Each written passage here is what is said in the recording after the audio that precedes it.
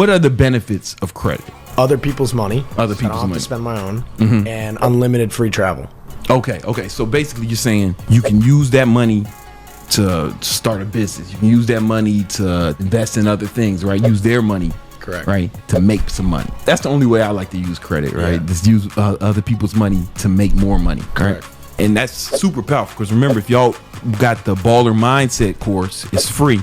You need leverage to really get rich, right? And the 3 forms of leverage are money, media, and skills. But it doesn't have to be your money, especially because some of y'all's broke. Some of y'all's fucking broke. It makes me sick. But we're going to fix that for you. You know what I'm saying? And then free travel. Tell me more about that. Yeah, so I mean, the whole reason why I got into credit is because number one, I was broke and I wanted to travel, but I had no money. Oh, okay, so it was like a perfect combo. Like I get one credit card, I get a sign-up bonus, I can spend other people's money, and then with that bonus, I can go and redeem it for a flight. I can take content of the flight. Come on. And I could fly first class. You fly first class for free. Oh yeah, that's what I was doing. So that's what's up. In 2020, I actually started a business called Credit Class, which taught people how to leverage credit, build income, and travel the world. Okay. And I set out to Bali, and I literally traveled like 26 countries in 2 years. 26 countries. How old are you again? I'm 27 now, but I did that at 23. He's 23 years old. He went to 27 countries. Yeah, and at 22, I was 50 grand in debt with a shitload of credit card debt. So I figured out how to repair it. I figured out how to clean my slate. I figured out how to stack the credit cards in the correct order to get approved for like 7 or more in a day. And then I figured out basically how to take all that credit and instead of, spending it on Louis Vuitton and things that don't pay me, I figured out how to invest in assets like myself, courses, books, content creation, different businesses and side hustles that would give me the passive income to then pay back the debt before the interest was due. These 40 credit cards. Why do you got 40? Why the fuck do you have so many credit cards? So each one has their own little special reason. And I like to spend money for a reason. And each credit card is used for example, this is a Bilt credit card, okay? This one allows me to get 1 point per dollar spent on my rent.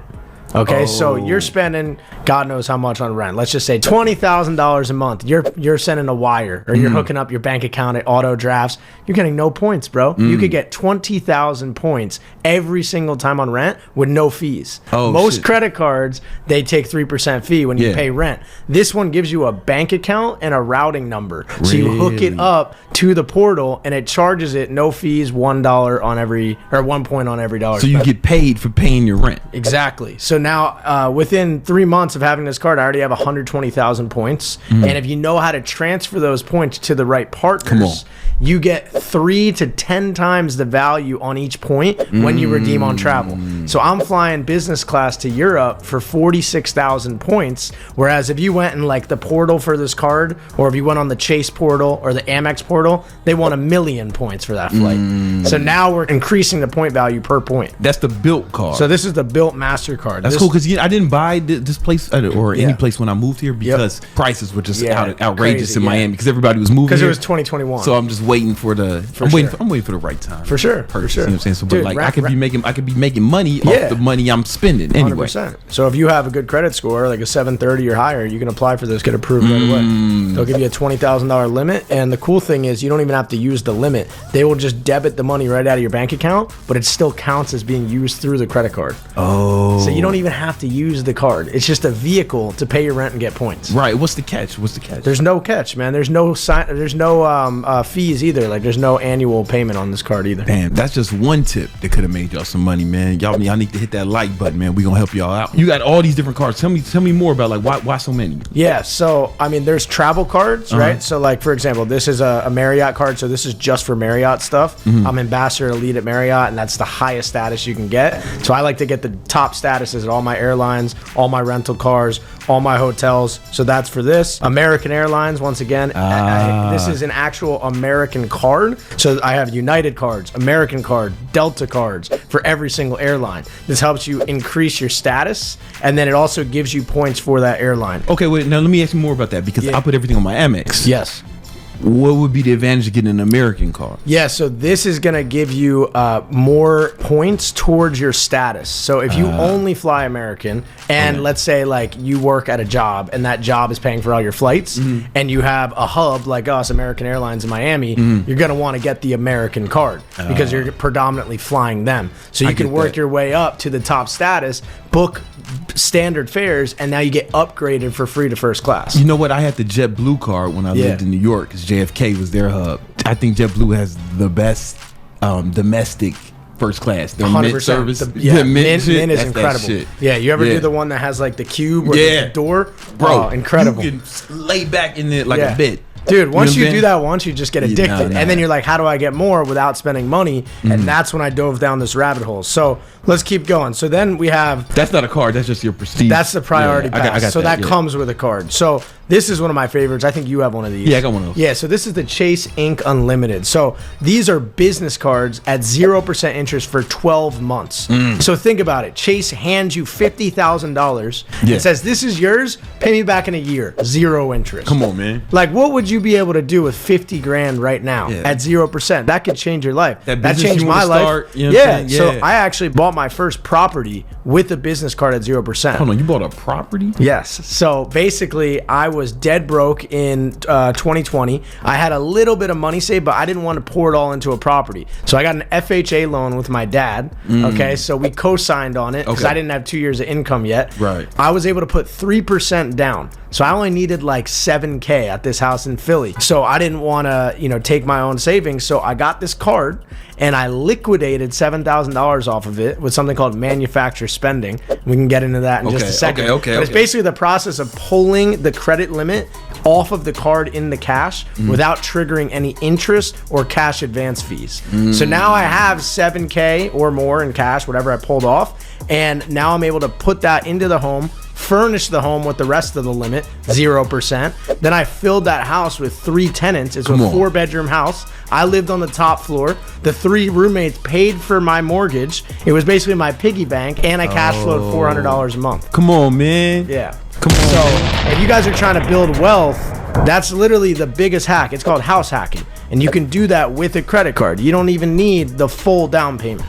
Oh, shit. You can do 3% down, and they have portfolio loans at like Bank of America. You could put down at as little as 0%. Also, what I like to do is I get one of these every single year for all of my LLCs. I have about 6 LLCs. So every year I'm getting 6 more. And what I do is when the 0%'s up, you don't want to be using the card anymore. Why would you want to get 20% interest, right?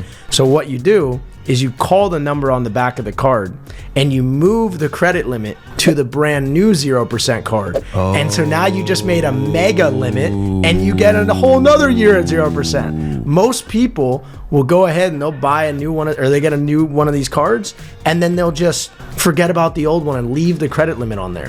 You can call and transfer the limit and you keep going. This has 135,000 on one card. Oh shit. 0%. I never even, like, this is shit I never even thought about. That's why I wanted to bring on a credit expert. Cause fun fact, man, this is the stupidest shit in the world that I did. I did this so y'all didn't have to, man. I did this for your sins. That's why they call me Gymnasium Jesus, like I suffer for their sins.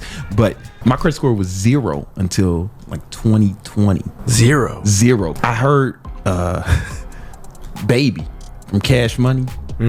He was on MTV Cribs. He was like, man, look, whoa, there all these houses and cars. I bought them all cash. If you got to use credit, that means you can't afford it. And I was like, oh, that sounded like good financial advice. Yeah. Right? my 17-year-old brain thought that was good financial advice. So I just never had a credit card. So the beauty is I never had debt. But then, like, I was making millions running my business off debit card, bro. So you know how many points I was missing? Ads and shit. Yeah, you know how many points I was missing? So many, bro. So many. It was super stupid. You must have a couple million now, though. 2 million, 2.3. Good, bro. Good. That's pretty good. Yeah, it's good. Yeah, I could do a lot with that. Yeah, I mean, you just started too, so yeah. I mean, give it a couple years. Come on, man. I spend them too, though. So let me, man, you probably spend them so bad. How do you spend them? Man, flights. Yeah, but how do you do it on the AMEX portal? Yeah, the AMEX portal. Yeah, no. Oh, there's a better way? Oh, dude, you're losing so much money on points right now. Really, bro? I thought the AMEX portal was the best way to do it. The worst way to do it. You never want to use the AMEX portal. Okay, you got to call me next time before. Okay, you book a flight. all right. And so and like this computer. I just fucking. Oh, you got that on points? Yeah, for bro. Amazon. No, man. It's like no. they actually. We want to. We never want to pay for travel again. Okay. The worst redemption is gifts. Is going to be like computers, iPhones, all that shit. They're giving you less than a cent per point with that, or $1 per point. So what you really want to do is you want to use transfer partners. So for example, let's say you fly to Europe, right? And you're flying Air France. Well, you don't want to go on the AMEX portal and book Air France through AMEX because they're going to want 500,000 points. When you transfer it to, let's say, Air France Flying Blue, that's what their program's called. It's like the airline program. So you just go and you connect your Air France account to the Amex account, and you could transfer the points over. The reason why you do that is because imagine Air France only wants 90,000 points for the same exact flight that you just paid 500,000 points on. Okay. So I'll give you a major hack so you don't have to do this shit and think about it. Point.me is a website. I think it's like $30 a month, and you just put in the location. It tells you exactly where to transfer your points out of all the partners that are existing for Amex and Chase. Bro. Point.me.com. Point.me. All right. That shit will save you so much money, so much time, and so many points. What are the 5 factors of credit score? If somebody wanted to get their credit as high as possible. So payment history, utilization, credit mix, new credit, and amounts owed. Can you tell us what they mean? All right. So payment history, right? So how many times are you paying your card? Yeah. Right. So if you don't pay your card, you're gonna have on time. So you're gonna have bad payment history if you're not paying your credit card. Always pay your credit card. Right. Amounts owed. That's basically just the balance. Right? If you have a super high balance, it's not good. You got to keep it below 10%. Length of credit history. How long have you had your credit cards open for? So a really good hack for this is to get on an AU. Okay, because when you get on an AU, you're adopting that person's age. So like your grandma, she has a card for 20 years open. AU is an authorized user. Authorized user, just a keyword. Yeah. You say, hey, grandma, can you add me? Boom. Now your age went from 1 year of credit to an average of 17 years of credit. Got it. So you can really use that as a hack. And that's really all it's going to do. It's not going to weight you too much because you're not getting that primary card on your file. You're just getting that age, age counts, history. Though. It does count. It counts as an authorized user. So it's not weighted correctly. It's not weighted like the primary cards if it was your own. New credit is just inquiries. New credit is not good. Every time you apply for new credit cards, it's going to ding you a little bit. Well, only temporarily. Right? Inquiries after 6 months don't matter. Yeah, that's what I'm thinking. They're not like if you have 5 inquiries in the past 6 months, that's not good.